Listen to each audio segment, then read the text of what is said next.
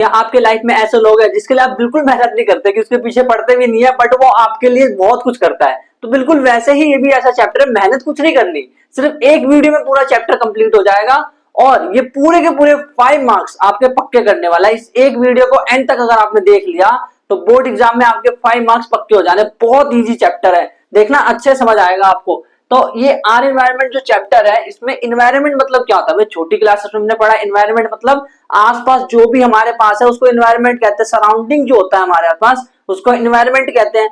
अब इन्वायरमेंट में क्या होता है, लिविंग भी होते हैं और नॉन लिविंग होते हैं, लिविंग एंड नॉन लिविंग। तो ये दोनों लोग ना आपस में इंटरेक्ट करते रहते हैं और एक सिस्टम बनाते हैं, यानी कोई किसी को खा रहा है या फिर कोई किसी कुछ ऐसे करके इंटरेक्ट कर रहे हैं आपस में। इंटरेक्शन यानी कुछ ना कुछ करना, किसी को किसी से मतलब होना। तो ये जो इंटरेक्शन है ना, दिस इंटरेक्शन एक सिस्टम बन रहा है, इसे हम कहते हैं इकोसिस्टम। तो इकोसिस्टम क्या होता है भाई, सब इसको इकोलॉजिकल सिस्टम भी कहते हैं।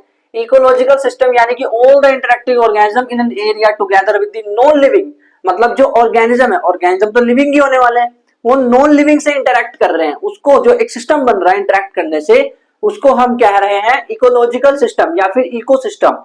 Constituent environment form and ecosystem मतलब क्या कह रहे हैं, देखो जो इंटरेक्टिंग ऑर्गेनिज्म है, जो इंटरेक्ट कर रहे हैं नॉन लिविंग के साथ हमारे इन्वायरमेंट के अंदर, उससे एक सिस्टम बन रहा है, उसको इकोसिस्टम कहा जाता है। बहुत सिंपल डेफिनेशन एग्जाम में आगे रखा है, दे देना, बता देना, ये है, हमें पता आता है सब कुछ। फिर उसके बाद इकोसिस्टम के कुछ कंपोनेंट होते हैं। कंपोनेंट मतलब भाई उसके पार्ट। फॉर एग्जांपल मैंने बोला आप खाना खा रहे हो, तो आप खाना क्या खा रहे हो, आपके खाने का कंपोनेंट क्या है, तो आप बोलोगे मेरे खाने में दाल है और चावल है और सब्जी है ना। ऐसे करके आप कंपोनेंट बता दोगे, यानी जो पार्ट है उसको हम कहते हैं कंपोनेंट। तो ऐसे ही इकोसिस्टम में क्या क्या पार्ट है भाई, मैंने बताया 2 पार्ट है, एक तो लिविंग वाला पार्ट है, एक नॉन लिविंग वाला पार्ट है।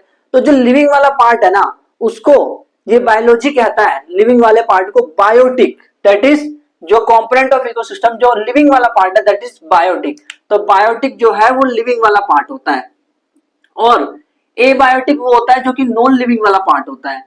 अब नॉन लिविंग क्या है भाई, नॉन लिविंग हमारे सिस्टम में अपने आसपास देखो और बताओ क्या है non living. Temperature non living है, गर्माहट, गर्मी बढ़ना कम होना, ये temperature, this is non living, है ना। और विंड यानी कि हवा, ये भी नॉन लिविंग है। कभी ऐसा हुआ कि हवा चिल्ला रही है बचाओ मेरे को, मैं इधर से उधर क्यों उड़ रहा हूँ, क्यों उड़ रहा हूँ, ऐसा कभी नहीं हुआ। सोइल जो होते हैं, मिट्टी, क्या मिट्टी बोलती है, नहीं, दैट इज उसमें लिविंग का फंक्शन है नहीं। लिविंग की कैरेक्टरिस्टिक कौन से लाइफ प्रोसेस में पढ़ रखा है ऑलरेडी, वो करता है क्या, सोइल ऐसा कुछ करता है नहीं। एंड रेनफॉल ये भी नॉन लिविंग में आता है, this is abiotic component. Minerals, जितने भी मिनरल्स है ना, जो भी मिनरल्स है जैसे कि ऑक्साइड वगैरह, मतलब कुछ भी मिनरल्स है, कोई से मिनरल्स, ऑलरेडी हम chapter number 3 metals and non metals में पढ़ चुके हैं, है ना। तो वो मिनरल्स की बात हो रही है। और फिर पीएच, जो पीएच होता है जिसको हम चैप्टर 2 में पढ़ के आए हैं, एसिड बेस एंड साल्ट में। पीएच क्या होता है भाई, पीएच वो चीज होती है इसमें पता चलता है कि ये एसिड है या बेस है, इससे मतलब अंदाजा लगता है ना। तो वो पीएच भी, मान लो मैंने बोला पीएच 5 आ रहा है इसका, तो that pH is non living component. वो लिविंग थोड़ी ना है, वो ऐसे थोड़ी ना बोलेगा मैं हूं 5, मैं हूं 5, मेरे को पकड़ के नाच। तो अब जो बायोटिक सिस्टम है वो 3 तरह के होते हैं। कौन कौन से, एक तो प्रोड्यूसर्स होते हैं। प्रोड्यूसर्स क्या होते हैं, दैट इज ऑटोट्रॉफ्स। ऑटोट्रॉफ्स आपने पढ़ा हुआ ऑलरेडी चैप्टर नंबर कौन से में, जहां पे हमने लाइफ प्रोसेस देखा था, वहां पे हम देख रहे थे ऑटोट्रॉफिक न्यूट्रिशन, वो वाला आपको याद होगा न्यूट्रिशन वाले पोर्शन में। तो प्रोड्यूसर जो होते हैं वो ऑटोट्रॉफ, जैसे ग्रीन प्लांट्स हो गए, कुछ बैक्टीरिया भी हो गए जो कि ब्लू ग्रीन एल्गी, ये सब बैक्टीरिया होते हैं ना, ये सब ब्लू ग्रीन एल्गी बैक्टीरिया होता है, तो वो भी इसमें ही आता है, ऑटोट्रॉफ्स में ही आता है। कंज्यूमर, हेटेरोट्रॉफ्स के एग्जांपल क्या है, हर्बीवोरस, कॉर्निवोरस, ओमनीवोरस। हर्बीवोरस जो मांसाहारी, सॉरी मांसाहारी नहीं, हर्बीवोर यानी कि जो घास वगैरह खाते हैं, पौधे खाते हैं, जो मतलब नॉन वेज नहीं खाते हैं, जो सिर्फ वेज खाते हैं, वो हर्बीवोरस है। और कॉर्निवोरस वो जो सिर्फ मांस मछली खाते हैं, जैसे कि जो शेर होता है, वो उसको कभी देखा है कि घास खा रहा है, जंगल का राजा शेर कभी घास खा रहा है, घास निकाल के तोड़ा उसने घास और खा लिया, नहीं, वो सीधा हिरन को पकड़ के मार के खाएगा, यानी कि वो है मांसाहारी। मांसाहारी यानी कि वो एनिमल्स को खाने वाला है। एंड कुछ होते हैं ओमनिवोरस, जैसे कि हम इंसान क्या करता है, वो एक दिन फिक्स कर लेता है हफ्ते में ना, ऐसा करते हैं बुधवार के दिन सिर्फ हम लेकर के आएंगे मछली मीट, ऐसा करते हैं, या फिर शुक्रवार के दिन या फिर संडे के दिन एक डे फिक्स कर लेता है। नॉन वेज भी खाता है बंदा वो और वेज भी खाता है, और कहता है कि ये मैं तो नॉन वेज नहीं खाता। ऐसे ऐसे बहुत वो मतलब कॉन्फ्लिक्ट होता है ना, बहुत सारे लोग ऐसे होते हैं जो सिर्फ वेज पे टिके रहते हैं, नॉन वेज पे टिके रहते हैं, कुछ लोग मिक्स होते हैं तो ओमनिवोरस होते हैं। तो ह्यूमन जो है ना, ओवरऑल अगर देखा जाए, ह्यूमन की थिंकिंग तो छोड़ दो क्या है, वो ओमनिवोरस ही होता है। और एक होता है डीकम्पोजर, डीकम्पोजर यानी सेप्रोट्रॉफ्स, जो कि बेसिकली माइक्रो ऑर्गेनिज्म होता है। जैसे मान लो मैंने ऐसे करा कि जो केले के छिलके होते हैं, सब्जियों के छिलके होते हैं, उसको मिट्टी में डाल दिया। अब डिकम्पोजर होता है, उसको डिकम्पोज कर जाते हैं। या फिर कोई इंसान है, कोई डेड मटेरियल है, वो अब उसको टुकड़े कौन करेगा, तोड़ करके ब्रोकन डाउन स्मॉलर पीसेस में ब्रोकन डाउन कौन करेगा, छोटा कौन करेगा, वो करेगा डिकम्पोजर्स। ठीक है। और डिकम्पोजर बहुत सारे बैक्टीरिया होते हैं, फंजाई होते हैं, आगे देखने वाले एकदम डिटेल में, टेंशन ना लो। तो ये सारी की सारी चीजें जो आपको पता होनी चाहिए। इकोसिस्टम के पार्ट तो देख लिए, but type of ecosystem, ecosystem कई तरह के होते हैं, बहुत सारे टाइप्स होते हैं। फॉर एग्जांपल मैंने बोला कि आपका जो खाना है वो कितने टाइप का होता है, तो आप बोलोगे खाना दो तरह का होता है, एक रात का खाना, एक दिन का खाना। अलग अलग खाने होते हैं, टाइप होते हैं खाने के। वैसे ही जो इकोसिस्टम है उसके अलग अलग टाइप्स होते हैं। हो सकता है या तो भगवान ने बनाया हो, है ना, वो नेचुरल होगा, या हो सकता है कि हम खुद ही अपना दिमाग लगा करके बना रहे हैं। तो भगवान ने जो बनाया है वो नेचुरल इकोसिस्टम में आता है, दैट इज नेचुरल इकोसिस्टम। और वो दो तरह के हैं, एक तो हो गए जमीन पे और एक हो गए पानी में, दैट इज टेरेस्ट्रियल। जो कि जमीन पे है वो टेरेस्ट्रियल हो गए, और जो पानी में दैट इज एक्वाटिक हो गए। टेरेस्ट्रियल यानी जमीन, आप ना पता जब पढ़ते हो ना इन चैप्टर्स को, इसमें ना पूरे चैप्टर में टर्म है, टर्म यानी अलग अलग वर्ड है, उसके मीनिंग समझ आ गए ना तो पूरा चैप्टर समझ आ जाएगा। जब आप कहते हो कि चैप्टर नहीं समझ आया, इसका मतलब आप पता है क्या कह रहे हो, आप ये कहते हो कि मुझे टर्म समझ नहीं आ रहा। कभी भी आप ये नहीं बोलते कि यार मुझे तो ये नहीं समझ आ रहा प्रोड्यूसर क्या होता है। भाई आप ये बोलते हो कि मुझे ये समझ नहीं आ रहा है टेरेस्ट्रियल वर्ड का मतलब क्या है, ये फ्रेश वाटर मतलब क्या है, ये मैरीन वाटर मतलब क्या है, ये फूड चेन क्या होता है, फूड वेब क्या होता है, ये सब चीज बोलते हो ना।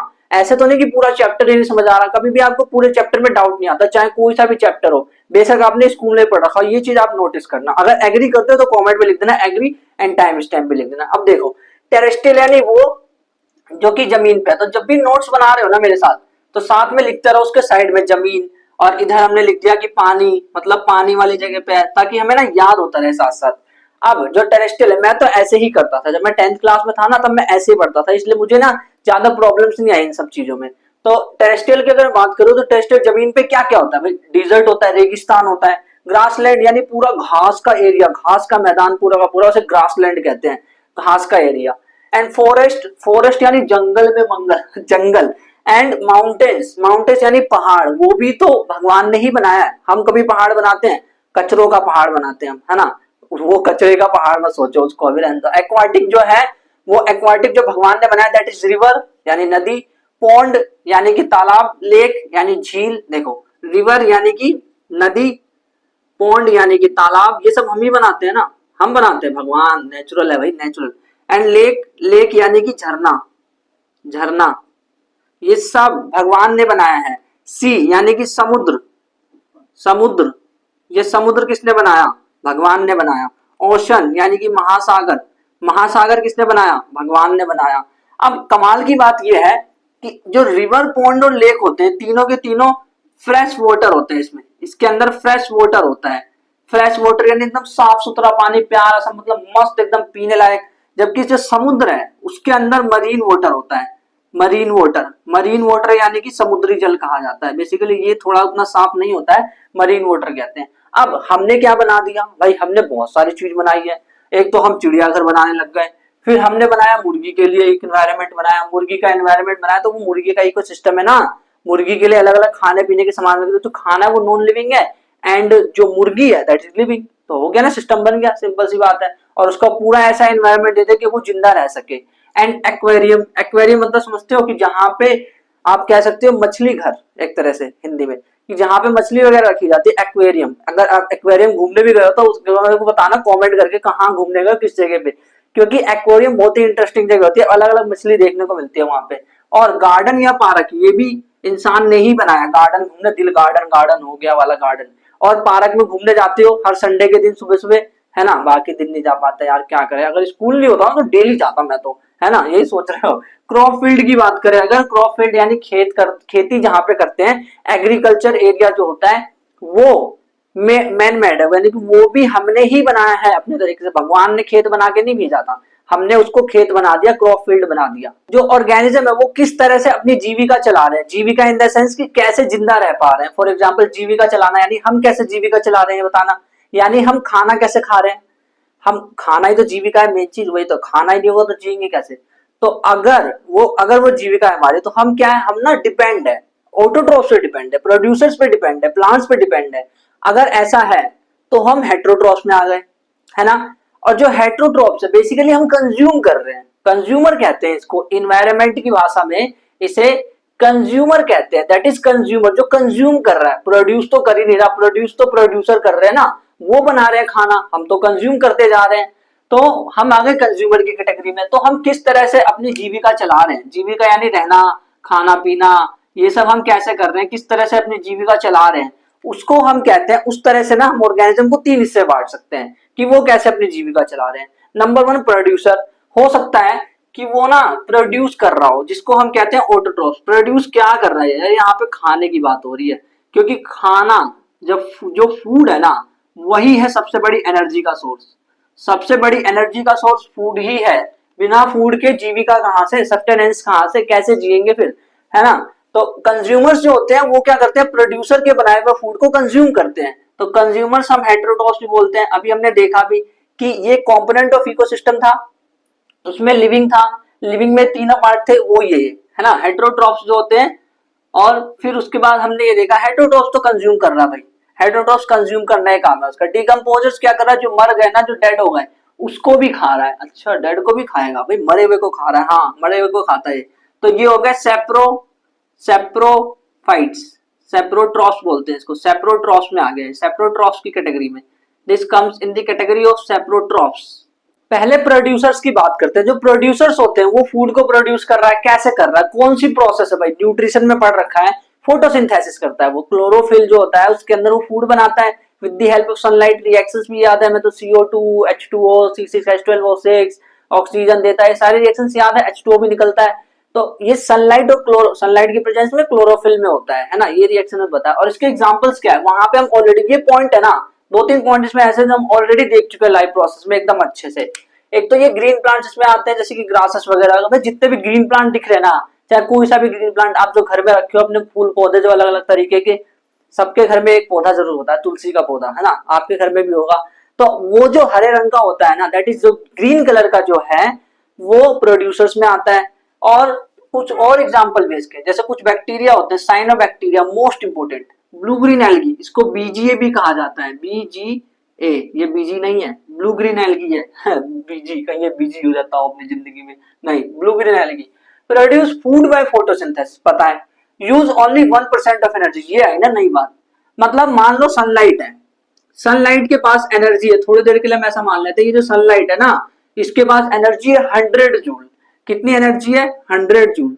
इसके पास 100 जूल की एनर्जी। अगर इसके पास 100 जूल की एनर्जी है, तो जो प्लांट्स होगा, प्यारा प्यारा जो प्लांट्स होगा अपना, वो कितना नन्हा मुन्ना एकदम प्यारा सा, वो कहता है मेरे को पूरी एनर्जी से कोई मतलब नहीं है, मैं पूरी एनर्जी नहीं ले रहा, डरो मत सूरज देवता, डरिए मत, मैं आपकी पूरी एनर्जी नहीं लूंगा, मैं सिर्फ आपसे 1% मांगता हूँ। बहुत सारी एनर्जी है उनके पास, तो ये तो मैंने अज्यूम करा है 100, 1 लाख, एक मतलब करोड़ों अरबों खरबों में होगी, उसका 1% मांग रहा है ये, वो भी हाथ फैला के बोला दे दो ना प्लीज, 1% एनर्जी दे दो ना। तो अगर इसके पास 100 जूल है, तो इसके पास 1 जूल एनर्जी आएगी। और वो 1 जूल एनर्जी है ना, एक बार ध्यान से सोच के देखो, ये 1 जूल एनर्जी जो है, 1% एनर्जी, 1 जूल यानी 1%, ये जो 1% एनर्जी है, 1 जूल यानी 1%, 1 जूल की बात मैं एग्जांपल लेके चल रहा हूं, बट ये जो 1%, जो पूरा सन है उसका 1% एनर्जी है ना, उसी से हमारी पूरी धरती चल रही है। कैसे भाई, वो 1% एनर्जी ले रहा है, वो जो प्लांट है 1% एनर्जी ले रहा है, और उस प्लांट को कौन खा रहा है, हर्बीवोरस, हर्बीवोरस को कौन खा रहा है, कॉर्निवोरस, कॉर्निवोरस को कौन खा रहा है, ऑमनिवोरस, ऑमनिवोरस तो वैसे दोनों को ही खा रहा है ना। तो सोचो पूरे में एनर्जी को डिस्ट्रीब्यूट कर दिया, ये 1% एनर्जी ऑफ सनलाइट पूरी धरती को चला रही है। कितनी अमेजिंग बात है ना, भगवान सूरज देवता को नमन, बहुत ज्यादा मतलब इंपॉर्टेंट है। 1% एनर्जी ने पूरा काम कर दिया, सोचो जरा, सोचो जरा, सोचो, कभी ऐसे सोचा था। और ये जो ऑल्सो कॉल्ड, इसको ना हम प्रोड्यूसर्स को हम फर्स्ट ट्रॉफिक लेवल भी कहते हैं। What is the meaning of first trophic level, भाई जहां से शुरुआत हो रही है, खाना कहाँ बन रहा है, खाना बन रहा है प्लांट्स के अंदर, प्लांट जो है प्रोड्यूसर्स कहते हैं उसको हम, ऑटोट्रॉफ्स कहते हैं उसको हम, अलग अलग नाम है ना। तो प्रोड्यूसर्स बोलो चाहे ऑटोट्रॉफ्स बोलो चाहे फर्स्ट ट्रॉफिक लेवल बोलो, प्राइमरी कंज्यूमर तो अगला हुआ सॉरी, चाहे मतलब उसको फर्स्ट ट्रॉफिक लेवल कह सकते हैं, that is first trophic level, autotrophs और प्रोड्यूसर्स, कुछ भी नाम दो। ये सारे के सारे ये जो होते हैं ना प्लांट्स, मतलब ये फर्स्ट ट्रॉफिक लेवल्स में आते हैं और इनके अंदर बहुत ज्यादा एनर्जी होती है। क्यों भाई? डायरेक्ट सनलाइट से एनर्जी ले रहा है। ऐसा हम तो कभी होता नहीं कि हम कहीं खड़े हो गए सन से सीधा डायरेक्ट एनर्जी ले ली, ये ले सकता है सन से डायरेक्ट एनर्जी। तो इसके पास जो डायरेक्ट सन से अल्टीमेट सोर्स ऑफ एनर्जी जो है, अल्टीमेट यानी बहुत बड़ा सोर्स है एनर्जी का, इससे ये 1% एनर्जी ले लेता है। इसके अलावा और कोई तो नहीं ले सकता ना इससे एनर्जी, सीधा डायरेक्ट नहीं ले सकता ना। हम तो इससे लेते हैं प्लांट से, सन के पास थोड़ा ना जाते कि सन से हेल्प ले लें। तो ये जो 1% एनर्जी इसने इसको दी, इसके अंदर बहुत हाईएस्ट अमाउंट ऑफ एनर्जी होती है, हाईएस्ट अमाउंट ऑफ एनर्जी, क्योंकि इसने इसका 1%। अब जो अगले वाले को एनर्जी मिलेगी ना वो इसका कम मिलेगा, वो हम सीखेंगे आगे। 10% का नियम आएगा, एक 10% रूल, उसको सीखेंगे। और इसके अंदर लोएस्ट पॉइजनस सब्सटेंस होता है। अब इसका मतलब मैं आगे समझाऊंगा, जब हम बायोमैग्निफिकेशन टॉपिक को पढ़ेंगे तब अच्छे से समझेंगे। अब अगर हम कंज्यूमर्स की बात करें तो जो कंज्यूमर्स होते हैं, कंज्यूम कर रहे हैं, तो अगर ये कंज्यूम कर रहे हैं तो डिपेंड होंगे प्रोड्यूसर्स के ऊपर, ऑलरेडी पता है। या तो डायरेक्टली डिपेंड होंगे या फिर इनडायरेक्टली। अब इस वर्ड का मतलब समझना पड़ेगा कि डायरेक्टली क्या, इनडायरेक्टली मतलब क्या। ध्यान से समझना अब एक चीज देखो, डायरेक्टली इनडायरेक्टली मतलब ऐसे समझ सकते हैं कि जैसे अगर आप जब छोटे बच्चे थे 6-7 महीने, एक दो साल तक के, तो आप अपनी मम्मी पे डायरेक्ट डिपेंड थे। कैसे? किसी भी काम के लिए, कोई भी काम करना, मम्मी पानी पीना है तो हम बोल तो सकते नहीं, रो के दिखा देते थे, है ना। तो कौन कर रहा है भाई? मम्मी पे डायरेक्टली डिपेंड हो। अब जैसे जैसे बड़े होते जा रहे हो ना, तो मम्मी पे डिपेंड होना कम कर रहे हो, लेकिन फिर भी डिपेंड हो।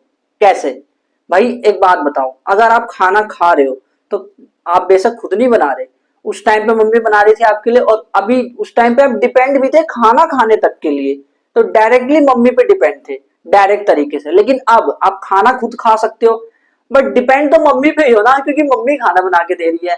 तो इनडायरेक्टली डिपेंड होना हो गया इसको। बेशक खाना खुद नहीं खा रहे, बट खाना तो मम्मी ही बना रही है, तो इसे कहते हैं इनडायरेक्ट तरीके से। चलो दूसरे एग्जाम्पल से समझते हैं, ये वाला एग्जाम्पल तो समझ ही नहीं आ रहा। चलो मान लेते हैं कि आपकी कोई फ्रेंड है, तो मतलब वो धक वाली फ्रेंड, धक वाली फ्रेंड समझते हो, जो मतलब उसको आपने जा करके, एक तो दो तरीका है आपके पास, या तो आप डायरेक्ट जाके बोल दो 143, है ना, या दूसरा तरीका क्या है कि आप ना अपने दोस्त को बोलो, ओ भाई उसको बोल देना यार कि मैं ना उससे ना मैं लव करता हूँ, बोल दो उससे, मतलब अलग स्टाइल में, है ना। तो उसको 143 मेरी तरफ से बोल दो। ये इनडायरेक्ट तरीका है।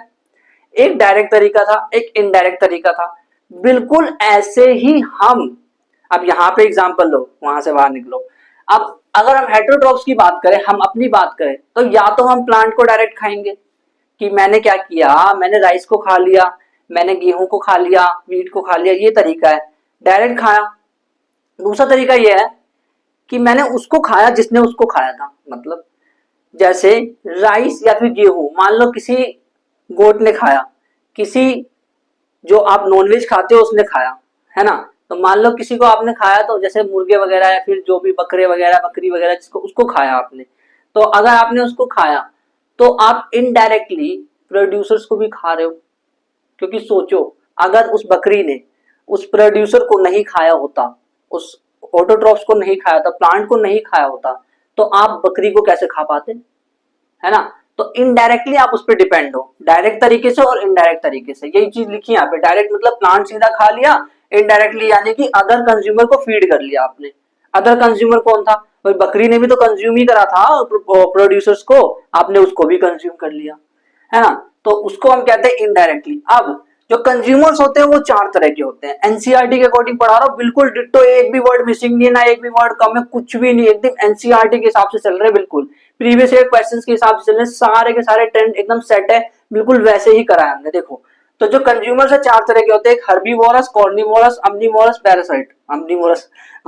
ये चारों के चारों अलग अलग तरह के कंज्यूमर्स होते हैं। हर्बीवोर्स हमें पता है, जो कि घास वगैरह खाते हैं। एक तरह से वो जो वेज है, यानी कि सिर्फ प्लांट्स को ही खा रहे हैं और कुछ नहीं खा रहे, गेहूं चावल वगैरह, इसके अलावा नॉनवेज चीज नहीं खा रहे हैं वो, तो वो हर्बीवोर्स हो गए। कॉर्निवोर्स कौन से? जो कि मांस खा रहे हैं, सिर्फ मांस ही खा रहे थे, नॉनवेज, उसके अलावा कुछ नहीं। ऑमनिवोरस कौन से? जो वेज भी और नॉनवेज में से हम हो गए। और पैरासाइट्स, ये एनसीईआरटी ने इसको भी इंक्लूड कर रखा है, इसको याद रख लेना कि पैरासाइट जो है ना, वो कंज्यूमर में ही आता है। पैरासाइट समझते हो, जुए बालों में, जुए जुए हैं बालों में तो वही पैरासाइट है, दैट इज बेसिकली पैरासाइट, वो कंज्यूम कर रहा है ना आपको।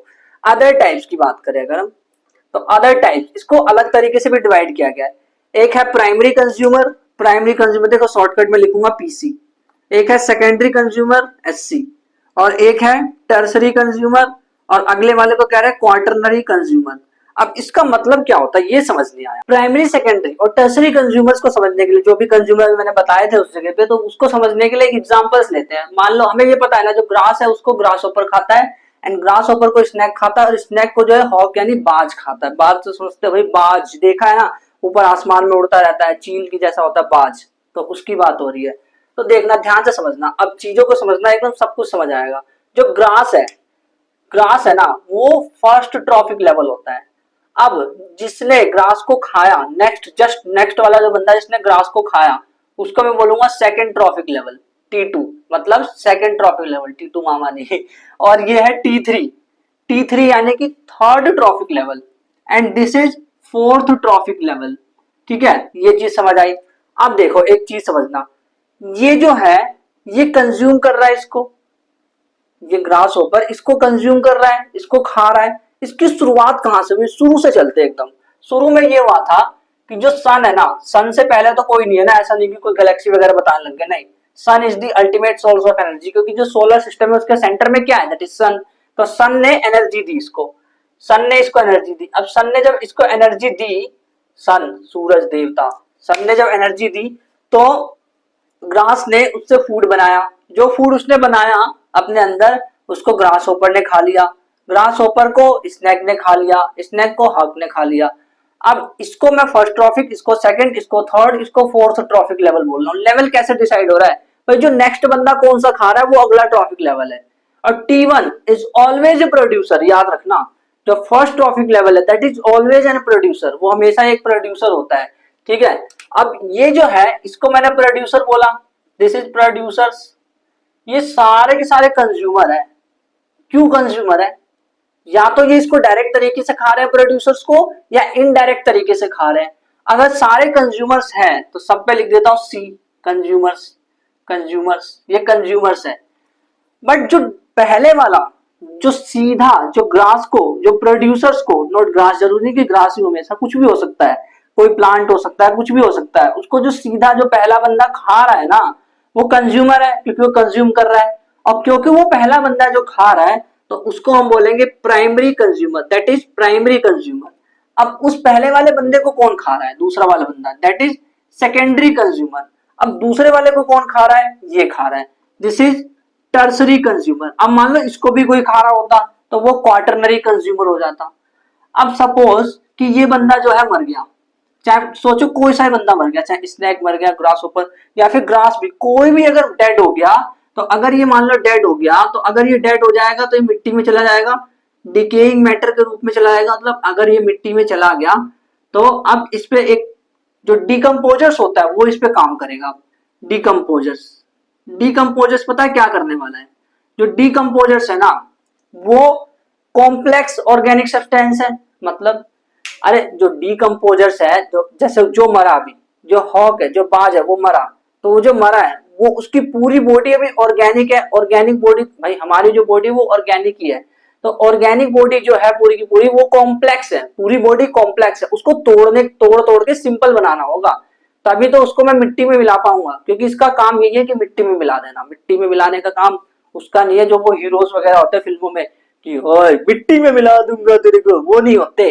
डिकम्पोजर्स मिलाता है मिट्टी में। तो डिकम्पोजर्स क्या करेगा, जो कॉम्प्लेक्स, जो कॉम्प्लेक्स ऑर्गेनिक पार्ट है ना, ऑर्गेनिक जो कॉम्प्लेक्स ऑर्गेनिक जो हिस्सा है, उसको सिंपल में कन्वर्ट करेगा। सिंपल, सिंपल सोलिबल, सोलिबल यानी घुल सके, सोलिबल ऑर्गेनिक पार्ट में उसको बदलेगा ताकि वो मिट्टी में घुल जाए।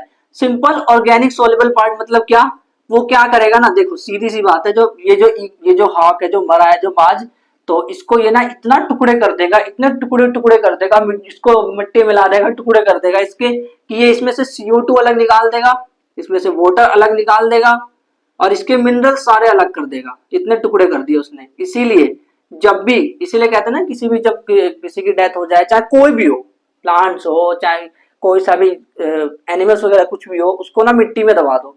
क्यों? ताकि वो डिकम्पोज हो जाए। ये नहीं कि भगवान इसको आत्मा की शांति दे, ऐसा कुछ पता नहीं क्या क्या मानते हैं, हो सकता है सच हो। तो डिकम्पोजर्स वगैरह जो है वो मिट्टी मिला दिए, इसको मिट्टी में मिला करके उसको अब CO2 निकाल दिया, वाटर निकाल दिया, अलग अलग मिनरल्स निकाल दिए। ये सारे के सारे मिनरल जो है ना मिट्टी के अंदर ही है अभी। अब मिट्टी के अंदर अगर ये है, ये सारे के सारे कहाँ है? मिट्टी यानी सॉइल के अंदर है। सॉइल के अंदर जो मिनरल्स है उसको कौन लेगा भाई? उसको कौन लेगा? जब फोटोसिंथेसिस करना होता है तो उसको मिनरल्स, मतलब खाना वाना बनाना है तो थोड़ा मिनरल्स भी तो लेगा ना, मिनरल्स वगैरह लेगा। वो कौन? ग्रास यानी कि प्रोड्यूसर्स, प्लांट्स वगैरह, वो जो भी मिनरल्स उसमें मिले मिट्टी के अंदर, क्योंकि मिट्टी में कौन है? मिट्टी को मतलब मिट्टी में से मिनरल, सॉइल, CO2, ये मतलब ये सब कौन खींच रहा है? CO2, वाटर, ये सब कौन खींच रहा है? That is producer. प्रोड्यूसर खींच रहा है। अब प्रोड्यूसर्स क्या करेगा? उस एनर्जी को यूटिलाइज कर लेगा, थोड़ी सी एनर्जी यहां से लेगा, फोटोसिंथेसिस करेगा, फिर इसको ये खा लेगा, फिर इसको ये खा लेगा, ये खाते रहेंगे, फिर ये साइकिल चलती ही रहेगी। एक बात बताना, क्या कभी ऐसा हो रहा है कि ये जो बाज है, इसने स्नैक को तो खाया, ठीक है, क्या स्नैक ने कभी बाज को खाया? ऐसा कभी हुआ? मतलब ये साइकिल उल्टी हुई। भाई उल्टी कैसे हो सकती है? इसका मतलब यही, इसका मतलब पता तुम क्या कह रहे हो? तुम कह रहे हो जिस बंदे को तुमने मिट्टी में मिलाया उसको वापिस से जिंदा कर दो भैया, जिंदा कर दो वापिस में। ये क्या पॉसिबल है? रीसेट बटन दबा दूं, रोबोट है? ऐसा नहीं होता ना। तो ये पॉसिबल ही नहीं है, इसको बैक नहीं कर सकते। बैक नहीं कर सकते यानी कि एक ही डायरेक्शन में एनर्जी जा रही है। एनर्जी यहां से शुरू हुई, जूम यहाँ आई, फिर इसमें आई, क्योंकि अब इसके पास एनर्जी, जो इसने इसको खा लिया ना, ये जो ग्रास है इसको किसने खा लिया?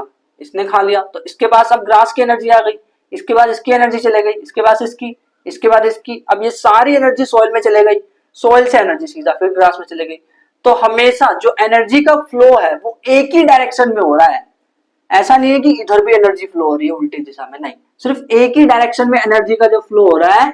तो एक यानी यूनिसेलुलर जैसे बोलते हैं वैसे ही, तो यूनी डायरेक्शन, एक ही डायरेक्शन, यूनिडायरेक्शनल फ्लो, एक ही डायरेक्शन में एनर्जी का फ्लो हो रहा है। तो यहाँ पे यूनिडायरेक्शनल फ्लो हो रहा है एनर्जी का। एनर्जी यानी खाना पीना, जो वो सबका फ्लो नहीं हो रहा है एनर्जी। भाई खाना मतलब एनर्जी, बार बार खाना नहीं बोलते, फूड। एनर्जी का फ्लो हो रहा है, एनर्जी का फ्लो यूनिडायरेक्शनल है, फ्रॉम एक ट्रॉफिक लेवल से दूसरे पे। ट्रॉफिक लेवल 1 से 2 पे गया, इस लेवल पे जा रहा है, फिर इधर से इधर एनर्जी गई, फिर इधर से इधर गई। कभी ऐसा हुआ कि एनर्जी इधर से इधर चली गई? कभी भी ऐसा हो ही नहीं रहा है। तुम खुद बताओ, कभी एनर्जी इधर से इधर गई? नहीं, ऐसा हो ही नहीं रहा। हमेशा T1 से T2, T2 से T3, और T3 से T4, अगर T5 भी होता तो वहां चला जाता। तो एनर्जी का फ्लो ऑलवेज यूनिडायरेक्शनल होता है। नंबर 3 पे जो हमारा था वो डिकम्पोजर्स था। डिकम्पोजर्स क्या होते हैं? हमने देखा कि जो डेड ऑर्गेनिज्म होते हैं उनको खाते हैं, उनको फीड करते हैं, दैट इज डिकम्पोजर्स। लिखा भी है कि ऑर्गेनिज्म जो कि फीड कर रहा है डेड या फिर डीके मैटर को। डीके मैटर यानी समझ सकते हो कि जो बायोडिग्रेडेबल वेस्ट है ना। अब बायोडिग्रेडेबल क्या है भाई? जो सब्जी के छिलके हैं या फिर जो केले के छिलके हैं, जो भी ये सारी चीजें है ना, उसको अगर जो वो कंज्यूम करते हैं वो उसको टुकड़े में तोड़ देते हैं, दैट इज डिकम्पोजर्स। वो भी डिकम्पोजर है, डेड को भी खा रहे हैं एंड जो केले के छिलके, सब्जी के छिलके उसको भी खा रहे हैं वो। तो ये हो गया। कन्वर्ट करता है कॉम्प्लेक्स ऑर्गेनिक मटेरियल को सिंपल इनऑर्गेनिक। वहां पे मैंने ऑर्गेनिक लिख दिया था, आई थिंक सिंपल ऑर्गेनिक, तो उसको देख लेना। इनऑर्गेनिक होता है जो CO2, जो कन्वर्ट करके क्या क्या दिया था? CO2 दिया था, वाटर दिया था, मिनरल्स दिया था, है ना, याद आ रहा है? जब जब हॉक यानी बाज जो है मर गया था तो उसको चेंज कर दिया था सिंपल में, CO2, H2O और मिनरल्स देता है, वो इनऑर्गेनिक है, सिंपल इनऑर्गेनिक फॉर्म है, ठीक है। ये न्यूट्रिएंट साइकिल में हेल्प करता है। इसका मतलब भाई सिंपल सी बात है, न्यूट्रिएंट साइकिल में हेल्प करने का मतलब याद करो, मैंने बताया था कि ये मिनरल्स दे रहा है। मिनरल्स यानी न्यूट्रिएंट्स, यानी कि खाने पीने की चीजें। एक तरह से मिनरल्स जो है ये काम कहाँ आएगा? ये सोइल में काम आएगा, और ये आगे जाकर के एनर्जी को आगे पहुंचाता रहेगा, पहुंचाता जाएगा, है ना। मतलब देखो, जो मिनरल है वो कहां से आया? जब वो डेड हुआ था, वो बात जो है वो डेड हुआ था, जब वो मरा था, तो उसमें मिनरल्स जो है उसमें से उसने निकाल लिया, डिकम्पोजर्स ने निकाल लिया और मिनरल को आगे ट्रांसफर कर दिया। तो यानी इसने न्यूट्रिएंट, मिनरल या फिर न्यूट्रिएंट को इसने आगे ट्रांसफर कर दिया, यानी न्यूट्रिएंट्स को ना एक तरह से आगे हेल्प कर रहा है, आगे ले जाने में। तो न्यूट्रिएंट साइकिलिंग में हेल्प कर रहा है, न्यूट्रिएंट का साइकिल बनाने में, यानी कि ताकि न्यूट्रिएंट्स अगले वाले को, सीधी सी बात है, न्यूट्रिएंट अगले वाले को देना यानी न्यूट्रिएंट साइकिलिंग में हेल्प करना। बस अब ये एक और काम कर रहा है। एक बात बताओ, वो बेचारा वो जो बाज था वो मर गया, या फिर कोई भी जानवर है, कोई पौधा वो मर गया, तो मरने के बाद क्या उसको मिट्टी में रखे रहना है क्या? ऐसा तो पूरी मिट्टी गंदी हो जाएगी, मतलब मिट्टी में फिर तो मतलब अगर मान लो ऐसे मरा हुआ किसी जगह पे रास्ते में तो अच्छा नहीं लगेगा देखने में, उसको मिट्टी में गाड़ दिया तो क्यों? ताकि डिकम्पोजर जो है उसको डिकम्पोज करके क्लीन कर जाए, एकदम अच्छे से। क्लीन कैसे करेंगे? उसको छोटे छोटे टुकड़ों में तोड़ देंगे। तो डिकम्पोजर्स बहुत इंपॉर्टेंट है क्लीन करने के लिए। किसी भी जगह को, मान लो उसमें कोई डेड हो गया, कोई भी चीज डेड हो गई, या फिर मान लो कोई एक्सक्रीटरी वेस्ट है, कोई भी चीजें निकल रही है, अगर मतलब मछली जो है अगर उसने यूरिन फॉर्मेशन मतलब कुछ किया, या फिर उसने वेस्ट निकाले, मतलब सूसू पोटी ऐसा करके कहते हैं ना, वो उसने कर दिया अगर, तो वो जो चीज है उसको वो डिग्रेड कौन करेगा? उसको डिग्रेड करेगा डिकम्पोजर्स। ये सबसे खास बात है। इसी के ऊपर एक क्वेश्चन एग्जाम में बार बार पूछा जाता है। क्वेश्चन ये है कि हम ना जो पॉन्ड है और लेक है, तालाब और झरनों को हम साफ नहीं करते हैं, जबकि एक्वेरियम जो कि इंसान ने बनाया, मेन मेड है, उसको हम क्यों साफ करना पड़ता बार बार? तो रीजन ये है, एक लाइन में आंसर दूं, 2-3 वर्ड में, लैक ऑफ डिकम्पोजर। यानी कि एक्वेरियम के अंदर डिकम्पोजर्स है ही नहीं, इसीलिए ये है इसका answer. Because the waste generated, जो पॉन्ड में या फिर जो लेक में जो वेस्ट जनरेट हो रहा है, जो फालतू की चीजें जो जनरेट हो रही है, मैंने बता दिया, जो कि हम सुबह सुबह निकालते हैं, और मछली वगैरह भी ऐसा करती होगी, तो जो वेस्ट निकाला है उसको क्लीन कौन करता है भाई? उसको तो डिकम्पोजर से क्लीन करेंगे ना। और एक्वेरियम में तो हम डिकम्पोजर डाल नहीं रहे, वो तो सिर्फ मिट्टी के अंदर ही जिंदा रह पाएंगे। मिट्टी के अंदर जो है एक्वेरियम होते हैं, सॉरी मिट्टी के अंदर जो है वो डिकम्पोजर्स होते हैं। और मिट्टी मतलब पॉन्ड जो है, देखो मिट्टी वाली सरफेस होगी, उसके ऊपर तो झरना या तालाब होगा। एक्वेरियम तो हमने ऐसे प्लास्टिक में मतलब या फिर शीशे के अंदर बना दिया है अच्छे से स्टाइल में, है ना। तो जो डिकम्पोजर्स है वो एक्वेरियम में नहीं होते, यही लिखा है। बिकॉज द वेस्ट जनरेटेड, जो पॉन्ड और लेक में जो वेस्ट जनरेट होता है ना, उस पर एक्टेड अपॉन बाय डिकम्पोजर, उस पर डिकम्पोजर एक्ट करते हैं और उसको सिंपल सब्सटेंस में तोड़ देते हैं। एंड जबकि एक्वेरियम में क्या हो रहा है, वेस्ट जो है मिक्स हो जाता है वाटर के साथ और लेफ्ट अनट्रीटेड। अनट्रीटेड यानी उसको साफ नहीं कर पा रहे। डिकम्पोजर है नहीं तो साफ कौन करेगा? क्योंकि लैक ऑफ डिकम्पोजर्स, सबसे बड़ा बात यही है भाई। डिकम्पोजर्स ही नहीं है, जब डिकम्पोजर्स ही नहीं है तो कैसे सफाई होगी? फिर तो सफाई हो ही नहीं पाएगी।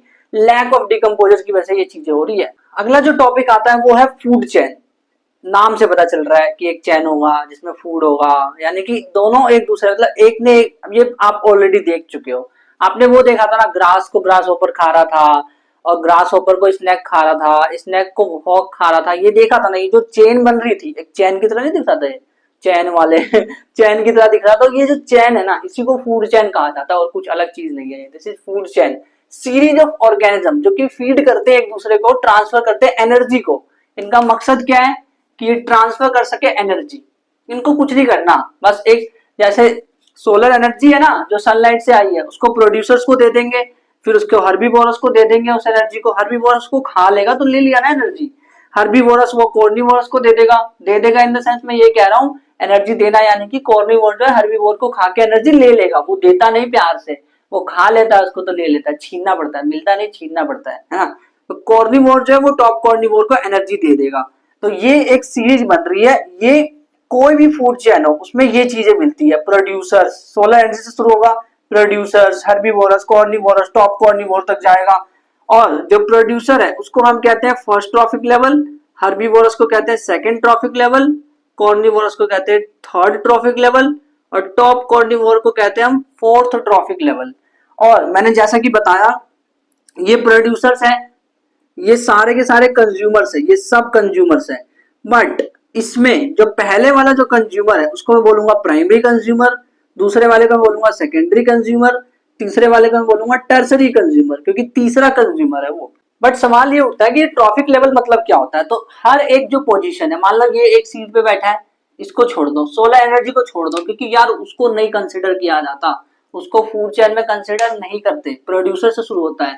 Food chain always start from first trophic level T1, जहां से फूड चेन स्टार्ट होती है दैट इज T1। T1 से हमेशा स्टार्ट होता है। सोलर एनर्जी तो ठीक है मिल रही है भाई, सबको मिल रही है। प्रोड्यूसर्स जो है T1, फिर T2, फिर T3, फिर T4।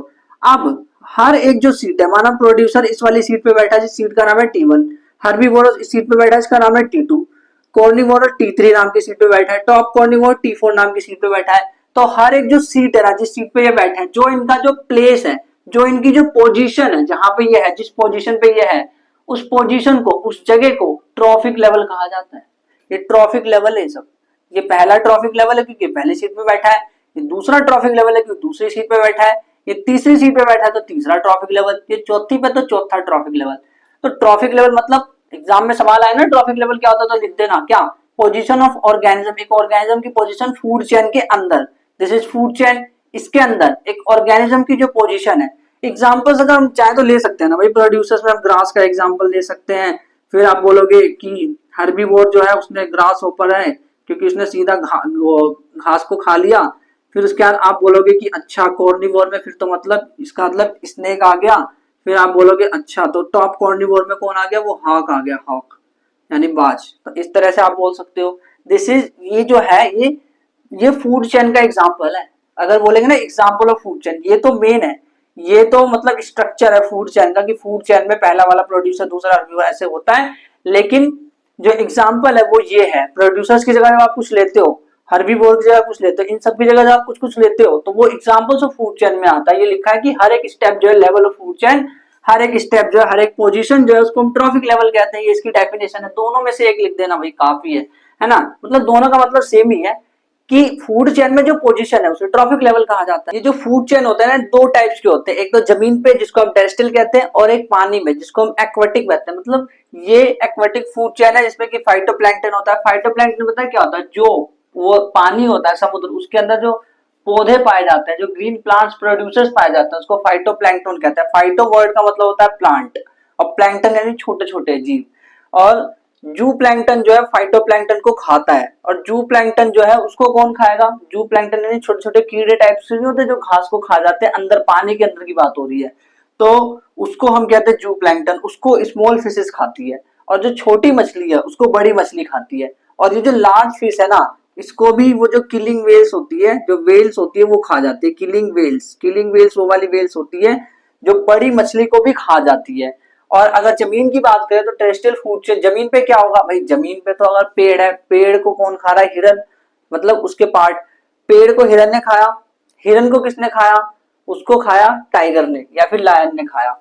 और दूसरा जो इसका एग्जांपल है, ये एग्जांपल्स मैं दे रहा हूँ, जो जमीन पे टेरेस्ट्रियल फूड चेन के एग्जांपल है वो दे रहा हूँ मैं। टेरेस्ट्रियल वो जो कि जमीन पर हो, जो कि टेरेस्ट्रियल प्लेस पे हो।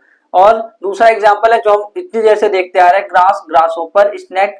ग्रास को ग्रास ओपर ने खा लिया, ग्रास ओपर को स्नैक ने, और स्नैक को या तो हॉक या तो बाज ने या फिर ईगल चील ने खा लिया। अब एक ऐसे टॉपिक की बात करते हैं जहां से न्यूमेरिकल्स आते हैं। बायोलॉजी में न्यूमेरिकल्स, अरे बहुत आसान है, सिंपल सा है। आपको करना है 2 जीरो काट देने, 2 जीरो हटा देना है एंड आंसर आ जाएगा। बड़ा आसान है। 10% एनर्जी लो, किसी भी नंबर्स का 10% निकाल लेते हो। फॉर एग्जाम्पल मैंने बोला कि 45 का 10% निकालो, तो आप उसका 10% निकाल लोगे। तो अगर आता है निकालना तो बड़ा आसान है, 10% निकालना चाहिए बस। तो 10% लो ऑफ एनर्जी ट्रांसफर क्या है, सिंपल सी बात है। एक ट्रॉफिक लेवल से अगर नेक्स्ट ट्रॉफिक लेवल में जब हम जाते हैं, जब दूसरे ऑर्गेनिज्म को जब एनर्जी मिलती है तो उसको 10% मिलती है पिछले वाले की।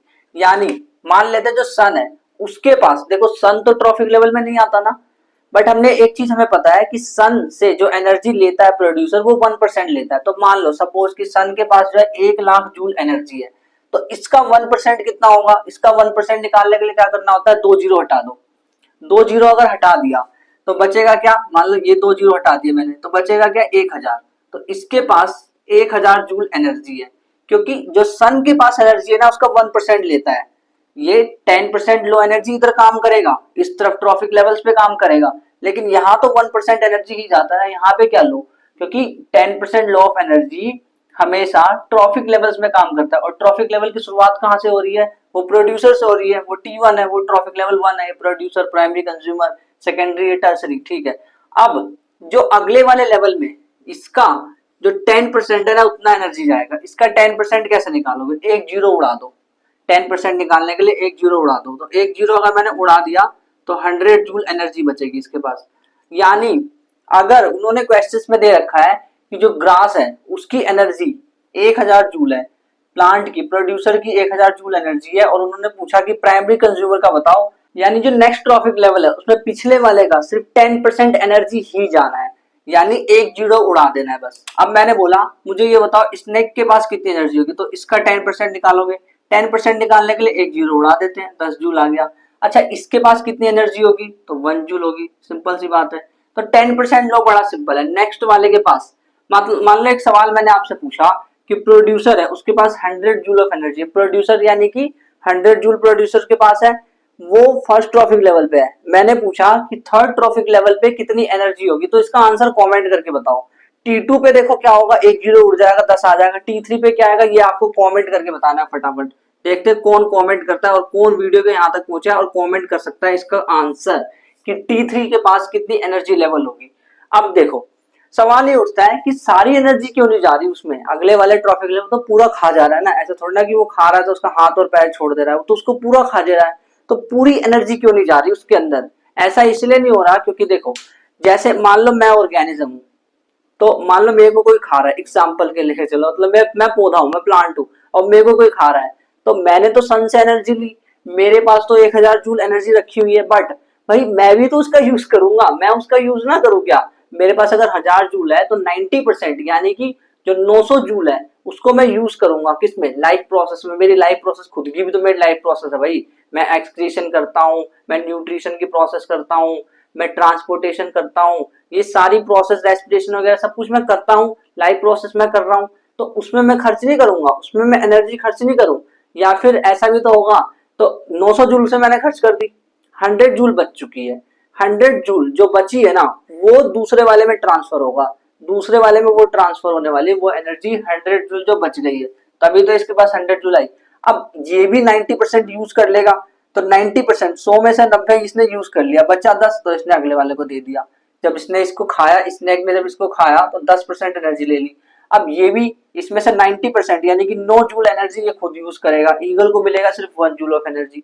तो ऐसे क्वेश्चन एग्जाम में आते हैं न्यूमेरिकल्स कैसे, कि मान लो इन्होंने यहाँ पे लिख दिया 10,000 जूल, जैसे मैंने ये क्वेश्चन दिया बिल्कुल ऐसे क्वेश्चन एग्जाम में आते हैं, बिल्कुल यही वाला मैं, जैसे प्रोड्यूसर 100 जूल है तो T3 ट्रॉफिक लेवल थर्ड पे बताओ कितनी एनर्जी है, या फिर ट्रॉफिक लेवल थर्ड को क्या बोल सकते हैं, ट्रॉफिक लेवल थर्ड को सेकेंडरी कंज्यूमर भी बोल सकते हैं एग्जाम में, तो देख लेना सेकेंडरी कंज्यूमर भी बोल देंगे ना तब भी T3 की ही बात होती है।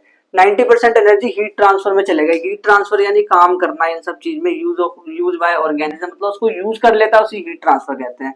सिंस सो लिटिल, अब देखो एक चीज समझना, अगर मान लो और ट्रॉफिक लेवल होते तो इसके अगले वाले का अगर कोई ट्रॉफिक लेवल होता, मान लो ट्रॉफिक लेवल 5 होता, T5 होता, इसको कोई और इसको भी खा रहा होता, तो उसको कम एनर्जी मिल रही होती, कितनी मिल रही होती, इसका 10% क्या आएगा, 0.1 जूल मिल रहा होता। अगले वाले को कितना मिल रहा होता, 0.01 जूल मिल रहा होता, फिर अगले वाले को 0.001 जूल मिल रहा होता। तो एनर्जी तो कम होते जा रही है, यानी एंड वाला जो ऑर्गेनिज्म होता, अगर मान लो 10 ट्रॉफिक लेवल होते टोटल 10, तो 0.0000001 ऐसे करके आता ना एनर्जी, इतनी कम एनर्जी। अबे इतनी कम एनर्जी होना वो तो कलंक है ना, क्यों है उतनी कम एनर्जी, वो भी ना हो। अगर ज्यादा एनर्जी होती चलो काम में, 0.001 का मैं क्या करूं, उस एनर्जी का करना है क्या है, तो इतनी कम एनर्जी हो जाएगी अगर ज्यादा ट्रॉफिक लेवल होंगे तो। इसीलिए पूछा जाता है एग्जाम में कि इतने कम ट्रॉफिक लेवल क्यों होते हैं, why trophic level is always 3 to 4, 3 से 4 ट्रॉफिक लेवल ही क्यों एग्जिस्ट करते हैं, तो मैक्सिमम 5 कर जाएंगे, लेकिन कभी भी आपको कहीं भी 6 ट्रॉफिक लेवल नहीं मिलेगा। अगर मिल गया तो वो बहुत ही रेयर केस है, कम एनर्जी मिलने वाली है। तीसरे जो जो लास्ट में जो छठे नंबर पे है ना उसको बहुत कम एनर्जी मिलेगी, तो ये पॉसिबल नहीं है। तो ये क्वेश्चन एग्जाम में पूछा जाता है कि 3 या 4 से ज्यादा ट्रॉफिक लेवल क्यों एग्जिस्ट नहीं करते, तो इसका आंसर ये है कि लिटिल एनर्जी मिलेगी भाई इसको, जो लास्ट वाला जो ट्रॉफिक लेवल है उसको कम एनर्जी मिलेगी, बहुत कम एनर्जी, इसीलिए ये रीजन है। ईच ऑर्गेनिज्म, हर एक ऑर्गेनिज्म जो है, इसको अभी देखते हैं, पहले ये समझो। देखो ये जो प्रोड्यूसर है ये फर्स्ट ट्रॉफिक लेवल है, जो प्राइमरी कंज्यूमर है वो सेकंड ट्रॉफिक लेवल है, जो सेकेंडरी कंज्यूमर है थर्ड ट्रॉफिक लेवल है, और जो टर्सरी कंज्यूमर है वो फोर्थ ट्रॉफिक लेवल है। तो ये पिरामिड आपकी एनसीईआरटी में दे रखा था, इसलिए मैंने इसको बना दिया। अब यहाँ पे लिखा है कि हर एक ऑर्गेनिज्म जो है वो और भी ऑर्गेनिज्म से खाया जाएगा, यानी each organism eaten by more organism. यानी यार ऐसा तो नहीं है कि जो घास है उसको सिर्फ ग्रासों पर ही खा रहा है, भाई डियर भी तो खा रहा है, पता नहीं कौन कौन खा रहा है। तो एक जाल बनेगा, देखो ग्रास को डियर भी खा रहा है, डियर भी खा रहा है, और डियर को लायन भी खा रहा है। तो अब देखो, अब मुझे बताओ क्या ये अब एक चैन रह गई क्या? अब इसमें से तो दो चैन निकलने लग गई, तो बहुत सारी चैनें मिल रही है आपस में, बहुत सारे फूड चैन आपस में मिल रहे हैं, बहुत सारे। देखो एक चैन ये रहा, एक ये रहा। अब ग्रास को भी कोई खा रहा होगा, इधर मैं और भी बना सकता हूँ कि गोट खा रहा है, गोट को डियर ने खाया, ऐसे करके नहीं, गोट को डियर तो ये जो मतलब लंबे में बना सकता हूँ ना, जो लंबे ट्रॉफिक लेवल्स में बना सकता हूँ, उसको मैं बोलूंगा that is called food web. क्योंकि एक वेब पूरा जाल बन गया ना, एक तरह से जो जाल जो बन गया उसे हम कहते हैं फूड वेब। जब बहुत सारे फूड चेन एक साथ आ जाते हैं तो उसको हम कहते हैं फूड वेब। डेफिनेशन वाइज इसको बोलते हैं the network of interlink food chain, यानी नेटवर्क बन रहा है, इंटरलिंक फूड चेन का एक नेटवर्क बन रहा है। एग्जाम्पल दिखाऊं, जैसे मान लो मेरे पास ग्रास है, अगर मेरे पास ग्रास है तो ग्रास को कौन खा सकता है? ग्रास को ग्रास होपर खा सकता है, ग्रास होपर खा सकता है, और ग्रास होपर को जो है वो रेट खा सकता है। अच्छा, रेट जो है ना वो सीधा ग्रास को भी खा सकता है, उसकी मर्जी है ना, उसको जो फूड अच्छा लगा वो खा लेगा। और ग्रास होपर को जो है वो फ्रॉग भी खा सकता है। अच्छा, फ्रॉग को ना ईगल खा सकता है, ये बात भी है, फ्रॉग को ईगल खा सकता है। अब जो रेट है उस रेट को स्नेक खा सकता है, स्नेक उस रेट को खा सकता है। एक देखो जाल जैसा बन रहा है, कोई चैन है, एक सिंपल चैन तो लगी नहीं रही है, तो जाल जैसा बन रहा है। और स्नेक जो है, स्नेक को डायरेक्ट ईगल खा सकता है। अब ईगल के पास ऑप्शन देखो कितने सारे, ईगल स्नेक खा सकता है, वो चाहे तो रेट भी खा सकता है, ईगल जो है रेट भी खा सकता है अगर चाहे तो, ठीक है, उसकी मर्जी है। तो देखो कितना जाल बन रहा है, एक तरह से ये जाल बन रहा है। या फिर ऐसे भी तो हो सकता है, देखो ग्रास को खाया डियर ने एंड डियर को खाया लायन ने, ये भी एक चैन बन रहा है। तो देखो एक चैन यहाँ बन रहा है, एक चैन यहाँ बन रहा है, एक चैन ऐसा बन रहा है। समझ आ रहा है कितने चैन बन रहे हैं? देखो पहला चैन, दूसरा चैन, तीसरा चैन, और इसके बाद देखो इसको बनाया अगर हम तो ये वाला चौथा चैन, चार चैन, मतलब बहुत सारे चैन हो गए। The network of interlink food chain सारे के सारे इंटरलिंक्ड हो गए, ये पूरा का पूरा एक जाल बन गया। वेब यानी जाल होता है, तो उसको हम फूड वेब बोलते हैं। एक टॉपिक आता है बायो मैग्निफिकेशन। बायो मैग्निफिकेशन का मतलब क्या होता है? बायो मतलब बायोलॉजी में पढ़ रहे हैं तो बायो आ गया, मैग्निफिकेशन अगर फिजिक्स में आया होता तो हम लेंस वगैरह की बात कर रहे होते, लेकिन यहाँ पे हम जूम कर रहे हैं बायोलॉजिकली। बायोलॉजिकली क्या जूम कर रहे हैं? एक पॉइजनस सब्सटेंस है जो कि एक बंदे के अंदर चला गया, प्लांट्स के अंदर चला गया, वो आगे जा करके बढ़ता ही जा रहा है, वो सब्सटेंस का जूमिंग होते जा रही है। मतलब पहले थोड़ा कम था वो, फिर बढ़ गया, फिर अगले वाले लेवल पे और बढ़ गया, अगले वाले लेवल पे और ज्यादा बढ़ गया। तो क्या लिखा हुआ है? Increase in concentration of toxins. Concentration increase होता है, डिक्रीज नहीं होता। इंक्रीज, भाई इंक्रीज क्यों? मैग्निफिकेशन करना यानी इंक्रीज करना, मैग्निफिकेशन यानी इंक्रीज। टॉक्सिन्स यानी नॉन बायोडिग्रेडेबल। अब नॉन बायोडिग्रेडेबल का ना समझना, बायोडिग्रेडेबल मतलब होता है जिसको ना, जैसे डिकम्पोजर्स वगैरह उसको ना मतलब खत्म कर सकते हैं, एक तरह से उसको छोटे छोटे टुकड़ों में कन्वर्ट कर सकते हैं।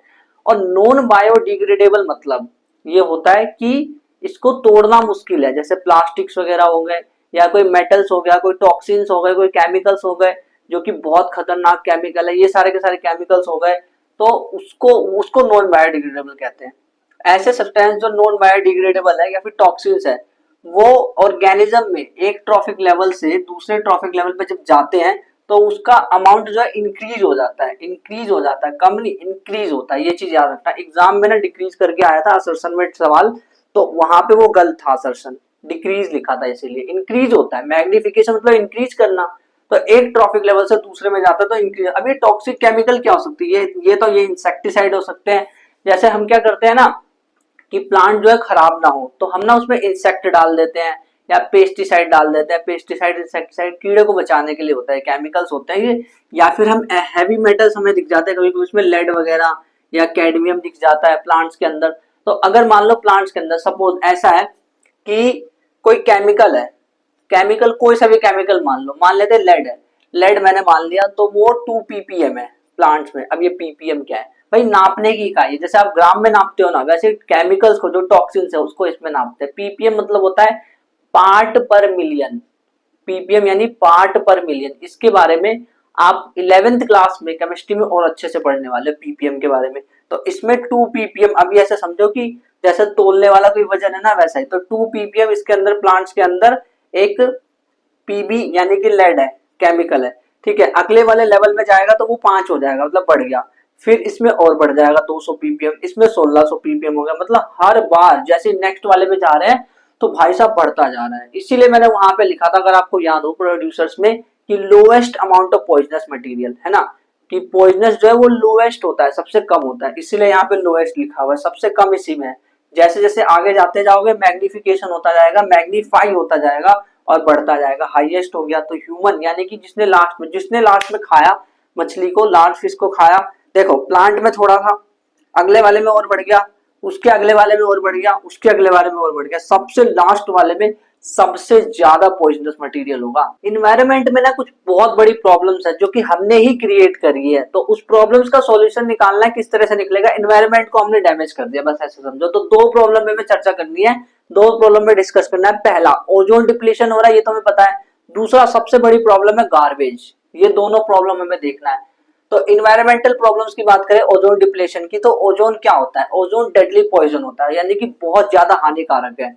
और अगर इसका हाई लेवल है ना, तो हाई लेवल होने से ये फायदा, अगर बहुत ज्यादा लेवल है इसका तो ये ना शील्ड हो जाएगा, मतलब ये एक लेयर बना लेता है। हमारी जो अर्थ है ना, हमारी अर्थ के अराउंड ये ओजोन ने एक लेयर बना रखा है। अगर इसका अमाउंट ज्यादा हुआ तो, अमाउंट ज्यादा है तभी तो एक लेयर बन चुकी है। तो ये जो लेयर बनी है ना अर्थ के अराउंड, दिस इज आर अर्थ, इसके अराउंड, अर्थ के अराउंड जो एक लेयर बनी है उसको हम कहते हैं ओजोन लेयर। ओजोन लेयर, अब ये ओजोन लेयर का फायदा क्या है भाई, फायदा ये है कि ये प्रोटेक्ट करता है यूवी रेस से। यूवी रेस क्या होती है, सन से ना कुछ लाइट आ रही होती है, कुछ अलग टाइप का एक किरणें आ रही होती है, रेडिएशन आ रही होती है, मतलब ऐसे कैसे कह सकते हो कि सन से कुछ रेडिएशन आ रही है, उसको यूवी रेडिएशन कहा जाता है, यूवी रेस कहा जाता है। अगर मान लो कि इससे प्रोटेक्ट नहीं कर पाता हमें, ओजोन लेयर नहीं होता, प्रोटेक्ट नहीं कर पा रहा, ओजोन लेयर है ही नहीं, तो पता है क्या होता है, यूवी रेस डायरेक्ट आ जाती, जो सन से जो रेडिएशन है, सन से जो यूवी रेज आ रहे डायरेक्ट आ जाती और हमारे ऊपर आने के बाद स्किन पे सीधा टच करती और हमें हो जाता स्किन कैंसर, जो कि बहुत ज्यादा हानिकारक है, बहुत ज्यादा डेंजरस है। तो इसीलिए हम क्या करते हैं ना, ये हम कुछ नहीं करते हैं, इसीलिए ना ओजोन लेयर बहुत ज्यादा इंपॉर्टेंट है। और अब हम कर क्या रहे हैं, हमारी गलती की वजह से हम जो फ्रीज वगैरह सब यूज कर रहे हैं, पता नहीं कैसे कैसे केमिकल्स, उसकी वजह से जो फ्रीज होता है ना उसमें क्लोरोफ्लोरोकार्बन होता है, उससे क्लोरोफ्लोरोकार्बन रिलीज होता है। आजकल के फ्रीज से तो रिलीज नहीं होता है, बट इसको बैन कर दिया उन्होंने। क्लोरोफ्लोरोकार्बन जब वो रिलीज होता था तो उसकी वजह से ना ओजोन डिप्लीशन होने लग गया। यानी क्लोरोफ्लोरोकार्बन से ओजोन डिप्लीशन कैसे हुआ, ध्यान से समझना। क्लोरोफ्लोरोकार्बन नाम में लिखा रहा है क्लोरोफ्लोरोकार्बन, फुल फॉर्म क्या है, फुल फॉर्म याद रखना, क्लोरोफ्लोरो क्लोरोफ्लोरोकार्बन। अब देखो इसमें, देखो इसका मतलब ये है कि इसमें एक तो क्लोरीन होगा और इसमें फ्लोरीन भी होगा और कार्बन भी होगा, यही मतलब है ना इसका, क्लोरोफ्लोरोकार्बन है तो इसमें क्लोरीन है। अब ध्यान से देखना आगे होने क्या वाला है कि क्लोरोफ्लोरोकार्बन ओजोन लेयर के पास चला जाएगा, ओजोन लेयर के पास जब वो जाएगा, ऊपर चला गया, रेफ्रिजरेटर में से लिखना, फ्रिज में से निकला क्लोरोफ्लोरोकार्बन, अब वो ऊपर चला गया, गैस है ना वो ऊपर चला गया और ओजोन लेयर के पास पहुंच गया। जब वो ओजोन लेयर के पास पहुंचा ना तो वो ना क्लोरीन एटम में ब्रेक हो गया, मतलब उसमें से ना ये फ्लोरीन कार्बन सब गायब हो गए, सिर्फ क्लोरीन एटम बचा। क्लोरीन एटम, क्लोरीन एटम जो बचा वो यूवी रेस की वजह से, मतलब यूवी रेस ऊपर है आसमान में, क्लोरोफ्लोरोकार्बन गया, वहां पे यूवी रेस है, यूवी रेस ने क्या करा, क्लोरीन फ्लोरीन कार्बन तीनों को अलग कर दिया। उसकी वजह से क्लोरीन जो है ना, जो अलग हुआ, सब अलग हो चुके हैं, बट क्लोरीन बहुत हानिकारक है। क्लोरीन ने क्या करा, या फिर हम ये भी कह सकते हैं कि यूवी रेस ने क्या करा, यूवी रेस ने कैसे, क्योंकि यूवी रेस ने तो क्लोरीन निकाला है, तो क्लोरीन एटम या यूवी रेस ने क्या करा, उसने ओजोन को तोड़ दिया। लो ओजोन की परत जो है वो गई, यानी कि उसमें अब हो गया छेद, यहाँ पे छेद हो गया। लो अब जो भी सनलाइट है, जो भी यूवी रेज है, वो सारी की सारी अंदर एंटर कर जाएगी बड़े आसानी से, बहुत ही ज्यादा आसानी से। क्यों भाई, इसमें छेद हो गया, अब तो ओजोन डिप्लीशन हो गया, ओजोन डिप्लीशन है छेद हो जाना ओजोन में, बिकम एक hole, a hole become in ozone layer, उसे कहते हैं ओजोन डिप्लीशन, ऐसा हो गया। अब सवाल ये उठता है कि ये जो ओजोन है ये बनता कैसे है, ये भी पूछा गया एग्जाम में, हाउ ओजोन इज फॉर्म्ड। तो ऑक्सीजन गैस होती है, ऑक्सीजन गैस क्या होता है ना, ऑक्सीजन गैस दो एटम में टूट जाता है, एक ऑक्सीजन अलग हो जाता है, एक अलग हो जाता है। ये ऐसे एग्जिस्ट नहीं करता, बट अब ये ऐसे एग्जिस्ट कर रहा है। ऑक्सीजन तो O2 के फॉर्म में एग्जिस्ट करता है, बट यूवी रेस में इतनी ताकत है कि उसने ऑक्सीजन के जो दो मॉलिक्यूल्स थे उसको तोड़ के अलग कर दिया, मतलब दोनों की प्यारी दोस्ती थी ऑक्सीजन ऑक्सीजन दो एटम्स की, लेकिन उनकी सारी दोस्ती तोड़ दी उसने। दोस्ती तोड़ दी तो एक ऑक्सीजन अलग हो गया, एक अलग हो गया। जो ऑक्सीजन एक अलग हुआ है ना, वो एक ऑक्सीजन क्या करेगा, वो फिर से O2 गैस जो है उसके साथ रिएक्ट करेगा, तो दोनों मिलकर के ये बन जाएगा O3, और यही है ओजोन, बन गया ओजोन। This is ozone. अगर कम हो तो डेंजरस है, ज्यादा हो तो अच्छी बात है। तो ये ओजोन का फॉर्मेशन है। ये जो ओजोन डिप्लीशन हो रहा है इसका रीजन क्या है, क्लोरोफ्लोरोकार्बन है ना। क्लोरोफ्लोरोकार्बन ये कहां से निकल रहा है, इसी की वजह से तो ओजोन में छेद हो रहा है, रेफ्रिजरेटर से निकल रहा है भाई, सबसे बड़ा रीजन यही है। इसके अलावा कोई और ज्यादा बड़ा रीजन का खास नहीं है। CFCs वगैरह बाकी पॉल्यूशन वगैरह तो होते ही है, CFC is the main cause. अब सवाल उठता है कि इससे बचाने के लिए क्या करा, क्या सरकार ने कुछ करा? हाँ भाई करा। सरकार ने क्या करा कि 1987 में, ईयर याद रखना भाई, 1987 बड़ा आसान है, देखो 987 गिनती है, उल्टी गिनती, 987। तो एग्रीमेंट साइन करा इन्होंने, किसने, United Nation of environmental programme, United Nation of environmental programme यानी कि UNEP, फुल फॉर्म एग्जाम में आ रखा है। What is the full form of UNEP? United Nations of environmental programme, United Nations of environmental programme, United Nations of environmental programme, भाई याद हो जाए इसलिए बोल रहा हूँ, ठीक है। अब देखो इसने करा क्या, इसने ना एक एग्रीमेंट साइन करे, कुछ पर्ची कागज ऐसा कुछ बनाया और सबकी एग्रीमेंट साइन करे, सबने बोला मिल करके कि यार एक काम करते हैं, सबसे मेन कॉज हमें पता चल चुका है CFC है, तो हम CFC को ही फ्रीज कर देते हैं, फ्रीज यानी बैन कर देना, हम CFC को ही बैन कर देते हैं। तो इन्होंने 1987 में ही बैन कर दिया, इन्होंने बोला कि ऐसा करो कि CFC को फ्रीज यानी बैन कर दो, प्रोडक्शन नहीं होगा इसका, इससे क्या होगा, ओजोन लेयर की डिप्लेशन नहीं होगी। मतलब आप क्या करो, CFC को प्रोडक्शन जितना बन गया सो बन गया, रहन दो ठीक है, लेकिन अब कुछ ऐसा करो फ्रीज के अंदर इसमें से क्लोरोफ्लोरोकार्बन गैस ना निकले। क्लोरोफ्लोरोकार्बन अगर निकलेगा उसमें से तब बड़ी दिक्कत होने वाली है, क्योंकि उसी की वजह से ओजोन में छेद हो रहा है। और ओजोन में छेद होना प्रॉब्लम्स क्यों है, क्योंकि भाई ओजोन सन रेज आ रही है, यूवी रेज आ रही है, जिससे स्किन कैंसर हो जाएगा, तो बीमारी हो जाएगी, ये प्रॉब्लम है। स्किन कैंसर नहीं होना चाहिए, हम बीमार ना हो जाए भाई। अपने बचाने के लिए हमने क्या करा, ये एग्रीमेंट साइन करा सबने मिलकर के, United Nations of environmental programme ने, कि अब CFC को बैन कर देते हैं। दूसरी सबसे बड़ी प्रॉब्लम है वो है गार्बेज यानी कि कचरा। गाड़ी वाला आया घर से कचरा निकाल, वो है सबसे बड़ी प्रॉब्लम। कचरे को हम कहते हैं वेस्ट, जो कि फालतू है। और ये जो कचरा होता है ना वेस्ट, ये दो तरह का होता है। एक तो वो जो कि बायोडिग्रेडेबल होता है, जिसको ब्रोकन डाउन कर सकते हैं, लिविंग ऑर्गेनिज्म जो है ना उसको ब्रोकन डाउन कर सकता है स्मॉलर वन में, जैसे डिकम्पोजर उसको ब्रोकन डाउन कर देते हैं। एक होता है दूसरा वाला नॉन बायोडिग्रेडेबल, उसको ना तोड़ा नहीं जा सकता। फॉर एग्जांपल प्लास्टिक्स वगैरह हो गए, ये जो केमिकल्स हो गए, लेड वगैरह, इन सबको नहीं तोड़ सकते, दैट इज नॉन बायोडिग्रेडेबल। तो अगर इसकी बात करें can be broken down by living organism, यानी कि डिकम्पोजर उसको ब्रेक कर सकते हैं, लिविंग ऑर्गेनिज्म उसको ब्रेक कर सकते हैं। अच्छा प्रॉब्लम क्या है, अगर भाई ये कचरा है रखा हुआ तो क्या प्रॉब्लम है भाई, प्रॉब्लम ये है कि डिसीज हो जाएगी, बीमारी। अगर घर में सब्जी वगैरह फल सड़े हुए हैं रखे हुए, वो है तो बायोडिग्रेडेबल, बट सड़ी हुई सब्जी घर में रखते हो क्या, नहीं ना रखते। तो अगर वो नहीं रखते क्यों, क्योंकि अगर वो रहेगा तो उसपे कीड़े लग जाएंगे, हमें बीमारी हो जाएगी, उसको खा भी तो नहीं सकते, तो डिसीज सबसे बड़ी प्रॉब्लम। दूसरी अट्रैक्ट पेस्ट, पेस्ट यानी कि जो कीड़े वगैरह होते हैं ना इसको अट्रैक्ट कर देता है वो, यही तो मैंने कहा कि कीड़े लग जाते हैं, तो कीड़े लगना यानी पेस्ट जो है वो अट्रैक्ट हो जाता है, पेस्ट यानी कीड़े, ये प्रॉब्लम है। नॉन बायोडिग्रेडेबल की सबसे बड़ी प्रॉब्लम ये है कि पॉल्यूशन हो जाएगा उससे।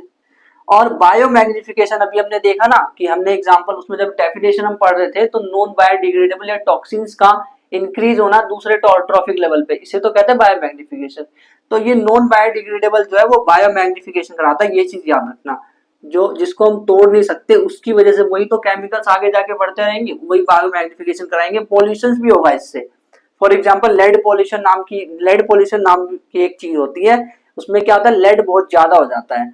और अब देखो बायोडिग्रेडेबल क्या क्या होता है, जो पेपर होते हैं, ये कैसे पहचानोगे कौन सा बायोडिग्रेडेबल है कौन सा नहीं है, तो मिट्टी में रख करके जब हम देखेंगे, कुछ दिनों बाद आकर के देखेंगे तो वो चीज गायब हो जाएगी या फिर उसके टुकड़े हो जाएंगे। जैसे पेपर को आप डालो मिट्टी में, उसके बाद एक दो हफ्ते बाद देखो तो पेपर गायब हो जाएगा लगभग, मतलब उसके टुकड़े हो जाएंगे। फिर कॉटन और डेड लीव्स जो होती है, लीव्स भाई लीव्स जो है वो डेड हो जाती है, उसमें मिट्टी मिल जाती है बाद में, डेड लीव्स। फिर उसके बाद फ्रूट और वेजिटेबल्स के जो छिलके होते हैं उसकी बात हो रही है। नॉन बायोडिग्रेडेबल जो होता है, एग्जांपल उसका क्या है, प्लास्टिक, मैंने जो बताया जैसे ग्लास, ग्लास को रख दो, शीशे को दबा करके रख दो मिट्टी में, उसके बाद वो कभी भी वहां से टूटेगा ही नहीं, गायब नहीं होगा, वो तो वैसा का वैसा ही रहने वाला ग्लास। और पॉलीथीन के जो बैग्स होते हैं, इसीलिए कहते हैं कि पॉलीथीन का बैग यूज नहीं करना चाहिए, क्योंकि वो नॉन बायोडिग्रेडेबल होता है। ये कचरा नॉन बायोडिग्रेडेबल होता है जो पॉलीथीन का बैग्स होता है। तो ये भी एग्जाम में पूछा गया है कि टाइप ऑफ वेस्ट लिखे, 2 मार्क्स का एग्जाम में आ रखा है, with the help of examples के थ्रू पूछा था। सवाल उठता है कि जो वेस्ट है इसका मैनेज कैसे करें, इस कचरे को क्या करें, इसको मैनेज कैसे करना है, कहाँ फेंकना है, क्या करना है। तो पहली चीज प्रिपरेशन ऑफ कंपोस्ट, यानी कि अगर कोई बायोडिग्रेडेबल है जैसे केले का छिलका या फिर कोई भी अगर सब्जी वगैरह फल है, कोई भी फ्रूट, तो उसका छिलका जो है उसको बायोडिग्रेडेबल होता है वो, तो उसको मिट्टी में डाल देंगे, उससे क्या होगा वो कंपोस्ट में बन जाएगा। कंपोस्ट क्या होता है, बेसिकली एक बहुत अच्छा ये खाद होता है कंपोस्ट। मिट्टी के साथ जब ये चीजें मिल जाती है, उसको डिकम्पोज कर दिया, ऑर्गेनिज्म जो है, जो बैक्टीरिया वगैरह सब जितने भी ऑर्गेनिज्म है, या फिर केचुआ वगैरह भी जो होता है, अर्थवॉर्म, वो भी इसको डिकम्पोज कर देता भाई। कंपोस्ट, वर्मी कंपोस्टिंग सुना है आपने, अगली जो पिछली क्लासेस आपने पढ़ा होगा कभी वर्मी कंपोस्टिंग, तो वो चीज वो प्रोसेस हो जाती है, उससे जो कंपोस्ट बनता है, जो खाद तरह का एक बनता है, जो खाद जैसा, उसको हम कहते हैं कंपोस्ट। तो कंपोस्ट बन गया, इसमें यूज हो गया, वो कंपोस्ट जो आगे प्लांट्स में जाएगा, प्लांट उसका अच्छे से यूज करेगा, है ना। एक चीज ये हो गई। दूसरी चीज क्या कर सकते हैं हम, लैंडफिल्स। लैंडफिल्स यानी कुछ ऐसे जगह होते हैं ना जो जमीन से, जिसके जो नीचे है, जमीन तो सीधी होनी चाहिए बट ये नीचे है जमीन के, तो यहाँ पे कचरा भर देते हैं और इसको फिर मिट्टी से ढक देते हैं ऊपर से, तो इसको कहते हैं लैंडफिल करना। इंसिनरेशन, इसमें क्या होता है कि हम ना जो वेस्ट होता है ना, वेस्ट मटेरियल जितने वेस्ट है, मैनेजमेंट जो हम कर रहे हैं किस तरह से करते हैं, हम वेस्ट को जला देते हैं और जला करके हम बना देते हैं उसका राख, ऐश बना देते हैं। और नंबर 4 पे क्या है, लैंडफिल्स और इंसिनरेशन हो गया। नंबर 4 पे सीवेज ट्रीटमेंट। सीवेज ट्रीटमेंट यानी आप ऐसे कह सकते हो, देखो जो गाय के गोबर वगैरह होते हैं, मैन्योर, उससे मैन्योर बनाया जाता है और बायोगैसेस वगैरह बनाए जाते हैं उससे। बायोगैस जो है बहुत हेल्पफुल होता है, पता है गांव में जो है ना बायोगैस प्लांट लगे होते हैं, तो वहां से कुछ गैस निकल लेते हैं बायोगैस, जो कि जिससे कि जो गैस वो पाइपलाइन के थ्रू जाता है, और वो पाइपलाइन जो है वो पाइप गैस, सबके घर में गैस का कनेक्शन है, तो उससे ना क्या होता है खाना बन सकता है। बड़ी कमाल की चीज है, आप 12th में और डिटेल में पढ़ने वाले इसका बारे, बायोगैस प्लांट्स के बारे में क्या क्या होता है सब कुछ। अगला है रिसाइकलिंग, कि हम सॉलिड वेस्ट जैसे कि पेपर्स हो गया, मेटल्स हो गया, इसको हम रिसाइकल कर सकते हैं। अब एक ना कॉन्सेप्ट आता है अगर वेस्ट को मैनेज करना, तो 3R का कॉन्सेप्ट कहा जाता है इसे। 3 आवर 3 घंटे की बात नहीं कर रहा, 3R मतलब रिड्यूस, यानी कि कम से कम कचरा निकालो, नंबर 1।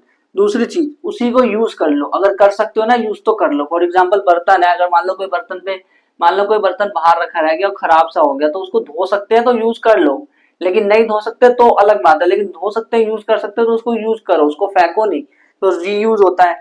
अगला क्या है, रिसाइकल, यानी उसी चीज को बार बार यूज करते रहो। फॉर एग्जाम्पल कोई भी चीज है, उसको हम जैसे मान लो हमने क्या किया, हम गत्ते में हमने कोई सामान मंगाया, बॉक्स में कोई सामान मंगाया, तो उस बॉक्स में हम दवाई रख सकते हैं, मतलब अलग अलग चीजें रख सकते हैं, कोई भी चीज, या फिर उस बॉक्स का हम पेन स्टैंड बना सकते हैं अपने लिए, ताकि हमारे लिए पेन रखने के लिए आसानी हो, पेन स्टैंड बना दो उसका, मतलब उसको रिसाइकल कर सकते हो आप। तो इस तरह से इस चैप्टर को मैं पढ़ना बहुत अच्छे से। अब अपने थ्योरेटिकली तो सारी चीजें समझ ली, अब आंसर्स कैसे लिखना है एग्जाम में, वो चीज जब समझ आएगी, जब मैं आपको पीडीएफ जो मैंने आपको डिस्क्रिप्शन में दे रखी है वो आप देखोगे तब।